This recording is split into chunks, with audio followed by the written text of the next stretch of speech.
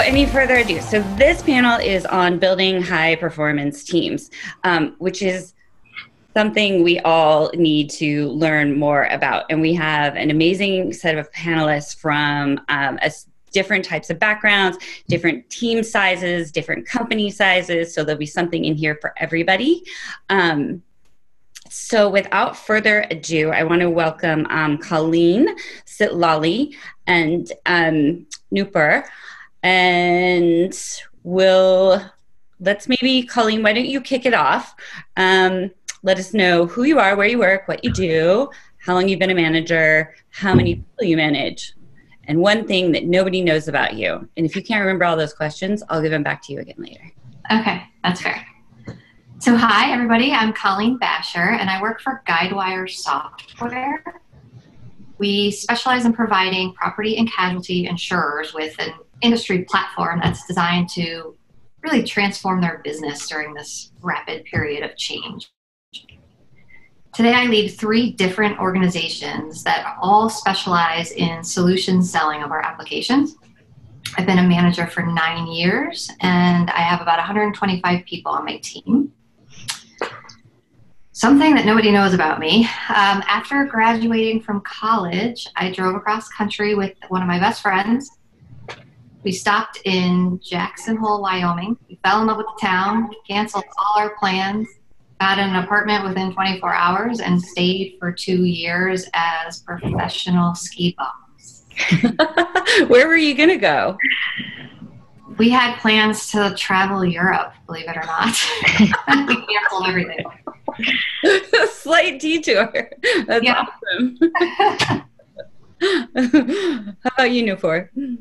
Hi, everyone. My name is Nupur Srivastav, and I lead product here at Grand Rounds. So Grand Rounds is this awesome company that is trying to improve healthcare outcomes for everyone, everywhere. And our basic premise is we try and remove pain and sufferings from patients, and we do that in a couple of ways. We've spent a ton of time trying to understand what makes a high-quality doctor, and we match patients with the right high-quality doctors for them. And we also give them tons of navigation support so that we can help them with any medical questions that they have. So I've been a manager for about 6 years, and in my career, I've managed teams that were sizes of 5 people all the way up to 50. And currently I lead an awesome product team of about 20 people, and that's predominantly product management and design. So something that not that many people know about me. So I was actually on a national basketball team. But the nation was one of the smallest nations of the world. It was Kuwait.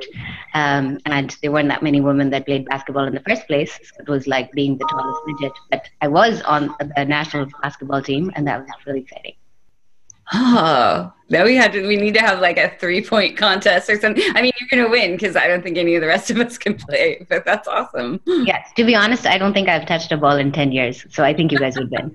But I still think you're going to beat me. Great. Welcome, Sitlali. Hi. So my name is Sitlali. I am a senior manager here at Palo Alto Networks. At Palo Alto Networks, we develop software for security for enterprise. So our mission is to protect our digital way of life by preventing successful cyber attacks, and very much on that, mission. I have been a manager for 5 years. Currently manage the backend team, so we develop all the software that supports the platform for public cloud. The size of my team right now is 25, distributed in 4 teams. And as Nupur is mentioning, and Colleen, I've been managing teams very small, little big.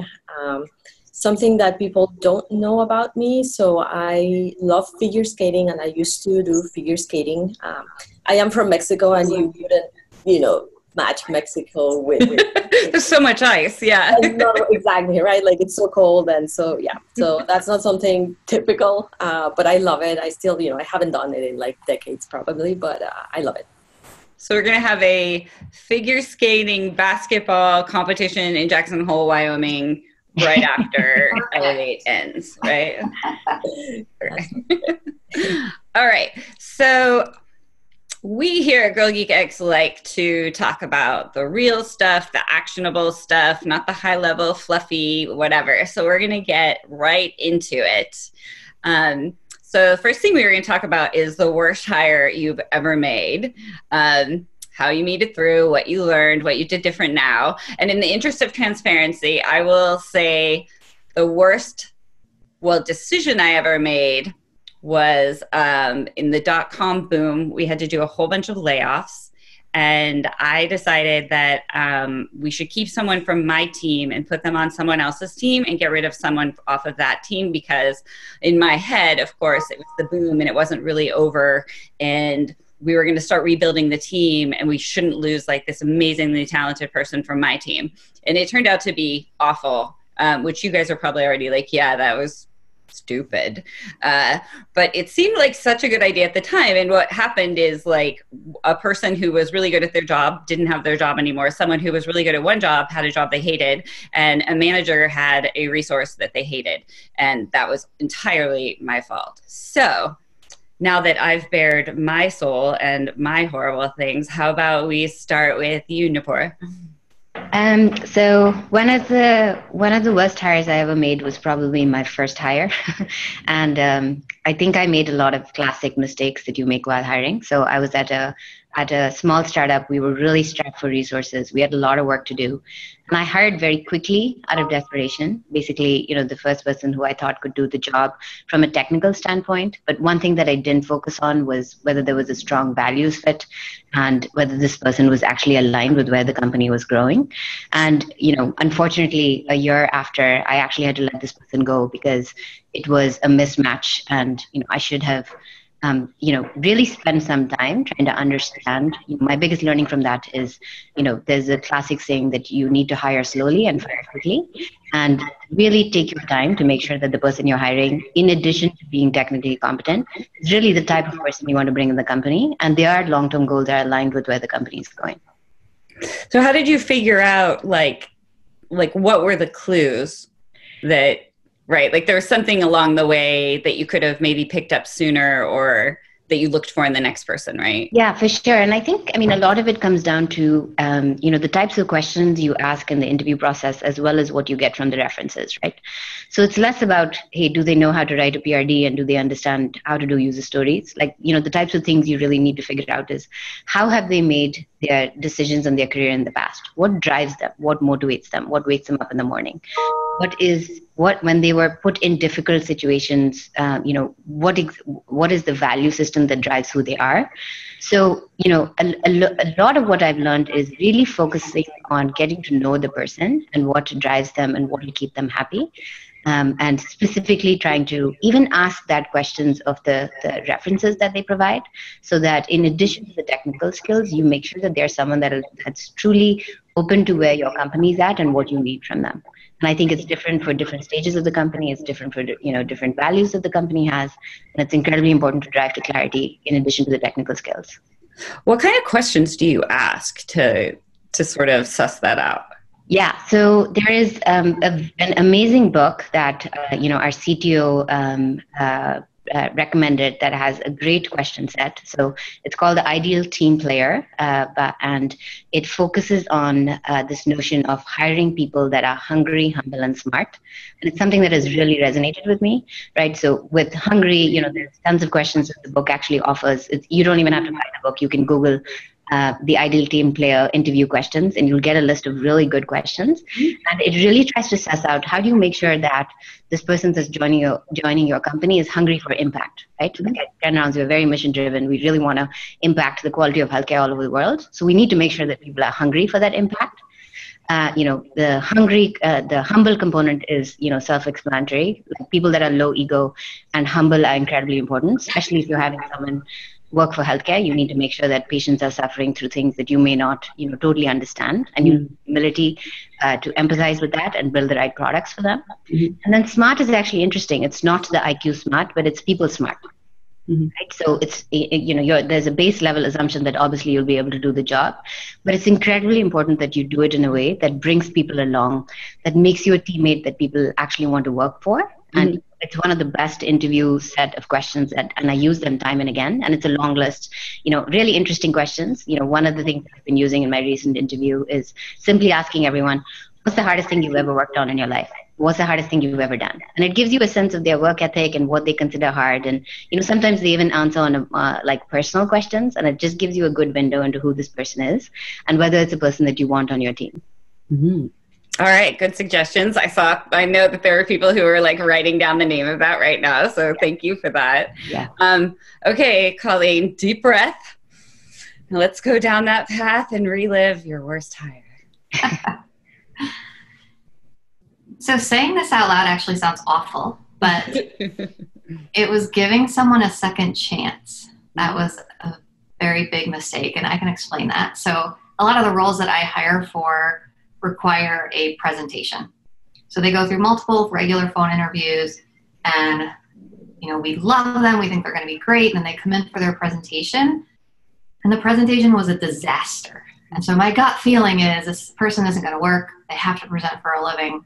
We should just cut them. But there's something there that, they've shown a personal side, and I have this feeling, let's just give them one more chance and give them a redo, the opportunity to completely redo it. I've actually made this decision 3 times. I did not learn the first time. And every time I make it, we end up hiring the person, and within 6 months, it's super clear that they're just not a fit. Mm-hmm. So you really have to trust your gut. I think that's the biggest thing that I do with hiring is trust your gut. Yeah. I have a thing, like if they're 5 minutes late for the interview, like I'm not going to interview them. Nice. It's like, this is your best day. And like, it seems like really harsh, but it's like, if you can't be on time for this, if you couldn't plan for this, like you can't, like, you're not going to be able to exist in like this super high paced, intense world. Right. If you can't plan that far in advance, like you should be at the coffee shop a half an hour early down the street just to make sure that, right, that you're not like whatever. So what do you do now? I mean, obviously not giving the second chances, but like, what is it that you feel in your gut that you ignore now, or it's the wrong feeling? Really now, within the first 5 minutes, I can make the determination if this is going to work or not.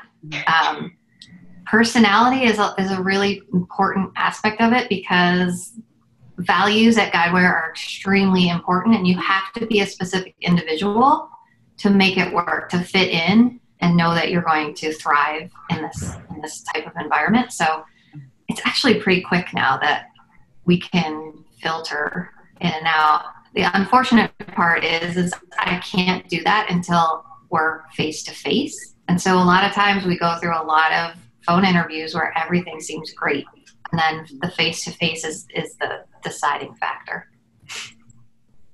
All right. Last confessional coming up with Sitlali. So I think in addition to that, something very, very, important for me, and I made that mistake, a couple times a few years ago, is setting very clear expectations, right? Like, of course, when, as people are coming, they're motivated, they're excited, generally, because, you get some surprises sometimes, but in general, they wanted the job. They're like, yeah, you ask them all these questions and they're like, yeah, I want to do it. This sounds great. But also, when people come in, and of course, life is not, perfect. We have inefficiencies, and, in engineering, sometimes you don't have the documentation you would want, or you don't have the, you have processes, but they're not perfect. And then you get the victim, right? Like you get people, I cannot do my job because this, because that. And yes, it's true. They have a point where obviously things are not perfect, and that's why we're hiring people to help us together build this, right? But then when people go into that victim mode over and over, there's really nothing, right? Like it's just a sinkhole that you keep, okay, what do you need? How can I involve you? How can I enable you? Anything, right? So those have been I would say my worst hires. And the lesson I learned in the interview, just paint a very realistic picture. I mean, like, I think you're a great fit. I really want you to work for us, but, you're going to face this, and that. And even in the questions, ask them, how have you dealt with this type of situation, right? So tell me your worst, situation, the worst mistake you made and how you came out of it, right? And, you can tell when people have done it, and when people also, that reflects their own transparency. So one of my values that are very much in sync with our, values here is transparency, right? So as a leader, I would rather know, the good, the bad, and the ugly, because then I can do something about it. If somebody is just pretending, oh, everything's fine, it's okay, and then, there's a lot of stuff happening underneath, that's a big problem for me. And, aside Are there questions where you feel like, oh, when I ask this, I can kind of get to it? Because I think you can ask these direct questions, but there are like other ways that you probably have of getting to that. It's a lot of, also it's on the, I think as Colleen was mentioning and you were mentioning, right? The interview, one piece is the content, like the question and answer, but a lot of it is on how people behave. You can tell, when somebody is kind of making up something, right? Mm-hmm. Like, you can tell when it comes from reality versus like, this very happy story that I'm telling. Also, the way they reply, even, if they're late to the interview or, as you are messaging back and forth with your recruiting team, right? Some people, get back to you really quick. That shows how motivated they are. Some people are like, or lots of excuses sometimes. I mean, of course, we're all humans and maybe you have emergencies, right. But this keeps happening and interview reschedule or, this, that. And, that I have seen generally that reflects, I have hired people with all these and they come here and then same story. Right. Yeah. So. Yeah. Like, this is the best impression you're ever going to make on me. And like, here's how we've started off. And I can only kind of expect it to go downhill from there. Yeah, for sure. Okay, so now that we've all bared our souls, we can talk about some more fun stuff. So, the other end of the spectrum is you get these top performers, right? And then how do you retain them? Have you lost one? What did you learn from that? Balancing all of those things. So, Colleen, advice there for everybody? Sure. I think the most important thing you can do with a high performer, or with anyone for that matter, is to individualize your relationship. Figure out what it is that motivates them, that makes them tick. It doesn't have to necessarily be something professional. It could be recognition, it could be praise, it could be individual one-on-one attention, or it could be a small gift. And if you focus your area on providing individual attention, for instance, because you think you're doing the right thing, making them feel special, they might not care about that. And really all they want is a little plaque on their desk that says Guidewire. And you have to be able to adapt to that and make sure that you're providing each individual person with a different level of attention. And then when you do have a top performer on your team, sort of, how do you keep that going, right? Like, I mean, I had someone really early in my career and I was just shocked when she left, and like really had to spend a bunch of time sort of figuring out what I could have done differently and really, having honest conversations with her about what would have needed to change so that she wouldn't have left, right? Like, do you have sort of advice on how you keep those people, particularly on your team, while like obviously caring about their career advancement too? Right. So I think everybody has career aspirations, and sometimes they're hesitant to tell you what they are because they may not be on your team. It might be an aspiration outside in a different organization. And creating an environment where people can feel comfortable being vulnerable and telling you that can change the game, because now they feel like there is a special relationship between them and their manager where they can be honest up front, and their manager can help them develop skills that will get them to that next step. And in that skill development, they might find that the relationship they have with their manager has made them grow so much that they no longer want to leave the organization. They want to stay within. But it was the willingness to have that conversation of, I don't care if you want to go to a different org within Guidewire. Please, let's just talk about what makes you challenged and happy and inspired. Mm-hmm. Yeah. Great. So Nupur, advice there? Yeah. So this may be slightly controversial, but as painful as it is, your top performers will leave you at some point. Right. And the thing that I try and do with, all members of my team, definitely the top performers included, is develop a close, similar to what Colleen was saying, develop a close relationship with them and truly understand where they want to go long term, such that when the opportunity arises and you know that there is something else that is drawing them away from you, you're at least doing it in a way that doesn't surprise you. So a recent example, I actually just last week, had somebody leave the company, and she and I had worked together for 4 years, and she was definitely an extremely high performer. But she gave me a 4-month warning because we were actively talking about, where she wants to go and what drives her. And, one of the reasons she wanted to leave is, she joined this company when we were like 50 people. We're 500 now. And she's just ready to try something different. I think that the most important thing is to have that level of trust with a lot of your team, such that you understand what their career goals are, and you're together making the decision on when it is the right time for them to leave, so that you're not surprised and you can prepare for their departure in a way that is not disruptive, right? So they are going to leave you, and it's painful, and all of us have been through that, and it's like a punch in the gut that is so painful. But I think the least we can do is just not be surprised by the decision, and almost like at some point, maybe for the sake of their career, you want them to leave because you know where they're trying to go. And you do believe that they're at a place that they should just opt to go elsewhere. And as long as you're doing it in a joint manner and there's trust and transparency and openness in the conversation, it's not the end of the world. I think what's hard is when it's a surprise. That's the worst. And You're like, I'm not going to cry right now. I am so not going to cry right now. Or you just cry. That's okay. Like, I'm not going to make you feel bad. I'm going to go in the bathroom and cry. Yes. Or go home and cry and drink for several hours. Not that happened to me, but no, never. Exactly. But I think my general philosophy is everyone has different goals in life, and the most we can do is try and do your best to not be surprised, and if anything, to help influence what they do next. Yeah, absolutely. All right, so Lali. So I think a lot of it is, and that's the main theme, right? So it's a matter of fit, right? So in the end, we're all humans. We have a journey. We're going, even in our own careers, right? We have left a team. We have joined a new team. We have grown and we have outgrown, in a sense.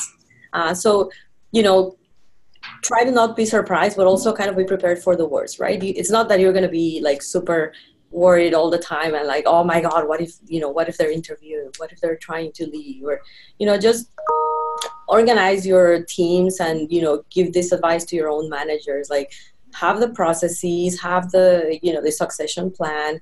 Make sure nobody, like, even, if somebody gets sick, like, let alone if they leave the company or your team, if somebody is sick and they, they are out for a week, make sure you can still operate, make sure you can still make progress. And, the matter of people, it's just a matter of when people are going to leave. It's not, and again, I love my team and I don't want anybody to leave, but it's just part of life. It's, eventually us, we are going to move on to the next.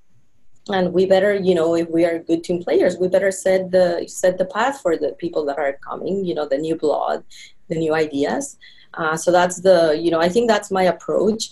Now on the kind of like shifting it a little bit on keeping people happy. I have a thing for justice and equality. So whenever, in a team, you always have your top performers, kind of like the general and kind of like people that are struggling.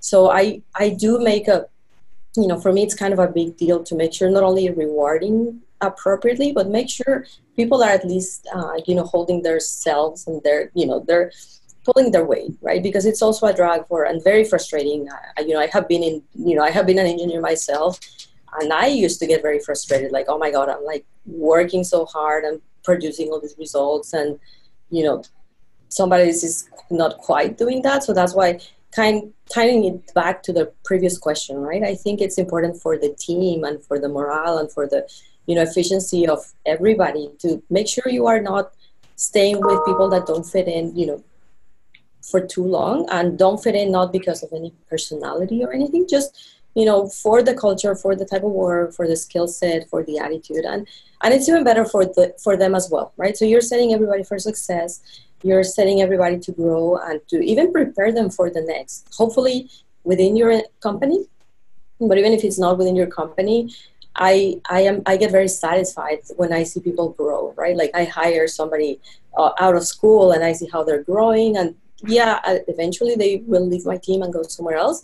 But I have that, that fulfillment that, oh my God, I contributed a little bit to that. Yeah, no, I love it. I'm always like, I call them my babies, but then I'm like, but I'm not your mom. So the analogy only goes so far.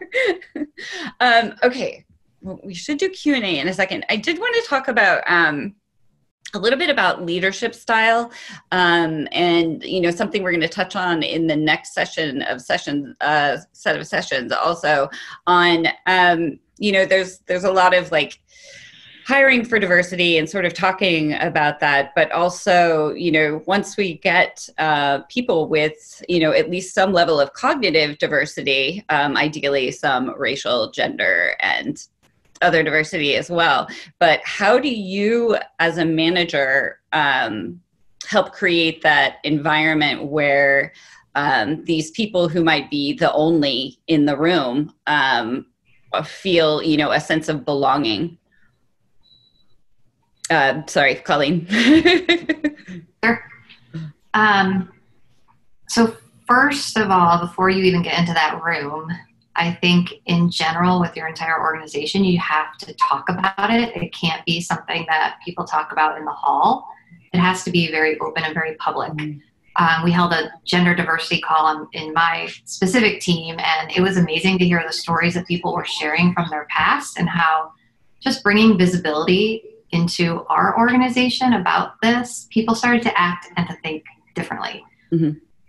But I think one thing you can do is try to learn about that individual. So something that I appreciated from my manager was that they really understood different personality and gender and racial differences, introvert versus extrovert, visual learner versus thinker, man versus woman, and really adapting that to a meeting and making sure that everybody has a fair voice, I think is incredibly important, and it makes the meeting so much more beneficial and productive. Right. So Lali? So it's I agree with Colleen. It doesn't have to be the elephant in the room. It has to be something that we all talk about, right? Fortunately, nowadays it's become more common. It's part of the conversation. Make sure not only diversity but inclusion, right? For everybody. Because in the end, we're all different. We all have even we may be the same gender or the same country of origin or whatever, but we're also very unique, and it's a matter of setting that tone and keep talking about it. And even when when you're in meetings, not necessarily force, but kind of facilitate, right? Because it's not only about, you have to talk to both parties, right? So perhaps one person doesn't talk too much, and in your one-on-ones you can say, hey, by the way, maybe I can help with this. Some people also don't like talking, and then I think you should not force them to talk, right? Maybe different channels of communication, but also on the audience, right? Because if people are too used to your same profile or your same, ideas, everything is just cookie cutter, then, we're just, it gets boring even, right? So it's more on preparing and keep saying this, right? And explaining it. Because right now it's also, inclusion and diversity is the thing. So everybody's like, oh yeah, more women. But that's not what it means, right? It means, be open to all ideas from everywhere. Let's say for us, if we are a security company, hire people and take input from people from totally different companies, right? They make sure they have fresh eyes. So it's more on the setting the tone day to day, and just keep and modeling with your own, right? So if somebody comes and gives you feedback, don't shut it down, but take it into consideration, encourage feedback, and just be humble and say out loud, recognize, oh, I was doing this, but somebody gave me this idea, why don't we try it, right? And if we fail, also be humble and say, okay, it didn't work out, let's try it a different way. Yeah. Nupur? Yeah, so maybe I'll share something tactical that has been really interesting. So one of my biggest learnings as a leader over the years has been like how, this is going to sound really silly, but like outside of the diversity based on race and gender and what have you, there's tons of diversity in like personality types and the way people are and the way people like to do work. So we've tried to use different frameworks, right? So, the team recently, our head of data science made a bunch of us do the strengths finder, like Gallup. Each of us took this questionnaire, and we identified as different types of people, right? Like, are we activators? Are we deep thinkers, and what have you? And she put us in different groups of people that are alike, and we all, just discussed, things that we may want to teach other groups that have, types that are opposing to us or different than us. And it's really interesting, whether you use StrengthsFinder. Another thing that we've used is Disk. It's super interesting. Like we put the entire product team on a Disk, and what it gives you empathy for is how different people want to show up. Different people want to debate ideas. Not everybody is comfortable being presented a problem and immediately jumping in and giving their thoughts. Some people want to think about it, like spend a day, come in with their thoughts prepared. And I think for me, the first step is like just awareness. Like where do people fall, either in the DISC profile or with strength finders? And what do I need to be aware of as their leader, or their leaders need to be aware of, so that you're creating a comfortable environment and creating a space for them to actually speak up. Like I remember the first realization I had when I was like, oh, everybody doesn't like coming in a room and talking loudly about the ideas. That's interesting. I thought everyone was exactly like me, and that's obviously not the case, right? Right. And there was actually someone on the team who gave me feedback on, why don't we do a silent brainstorm? Why don't you give us like papers and, put the questions and we'll write it down and then take turns speaking up. And so, diversity comes in many ways. Obviously, the most obvious ones that we talk a lot about are, gender, race, sexual orientation and what have you. But I think the biggest learning I've had as a leader is creating the environment to welcome diversity of whether you call it personality or the way we engage or the way we do work. I think, using some of these frameworks has been incredibly important, because it not only helps you understand and put someone in, put a construct around someone, but it also helps you realize how your type may be showing up for that person. Things you may need to temper, especially as a leader, because you're setting up the tone for the team. And that's been quite interesting. Yeah, you're making me think. I want to recommend one more too, called the Bassador profile. It's BASADUR,